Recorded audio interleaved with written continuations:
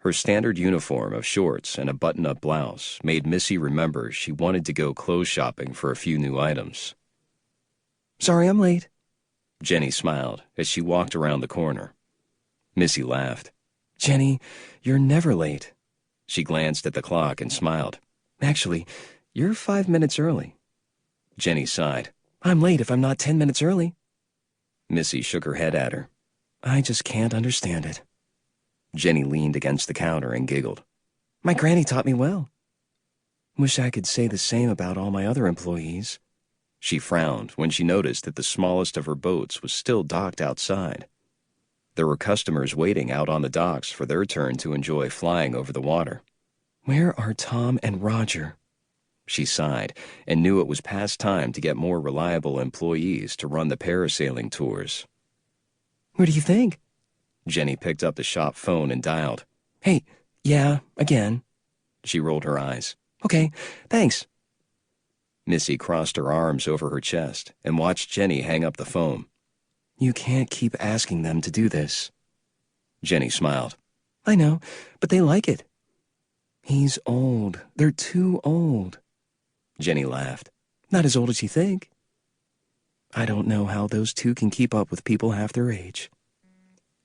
Jenny smiled and shrugged her shoulders. "They tell me working here keeps them young." Missy laughed. "Right." Just then, they both turned to see Jenny's grandfather, John, and his best friend, Bob, walk in. Both men were in shorts and smiling from ear to ear. The men lived less than a block from the store and had been a staple in both Carabel, Florida, and to Dog's Landing since before she had been born. "Good thing you called. We were driving the wives stir-crazy." Bob chuckled as he walked over and grabbed the boat keys from behind the countertop. "Full day?" John asked. She nodded. "Your book's solid. Unless Tom and Roger show up, it's all yours for the day." As the men glanced at each other, then walked out chuckling, Jenny leaned closer. "You know they make more in tips than Tom and Roger." She sighed and nodded. "Yeah, it's funny when two old men can out-earn two young hunks." Jenny laughed. "Tom and Roger are not hunks. They're dorks." Missy frowned and tilted her head. "I wish you would have told me that when I hired them." "I did." She laughed. "Trust me, next time, let me do the hiring." She nodded. "Okay, it's all yours." There were still things she was learning about the business, even after 5 years of running it. "I'm going to head out on the next ferry ride. I've got a few deliveries." She nodded to the cart full of boxes, which were stuffed with orders. The store had many customers who lived on Dog Island in St. George Sound, one of Florida's only totally secluded islands. There was a small airstrip on the island, but most of the locals used her ferry service to move between the island and the mainland. Many of the people who lived on the island were pretty self-reliant.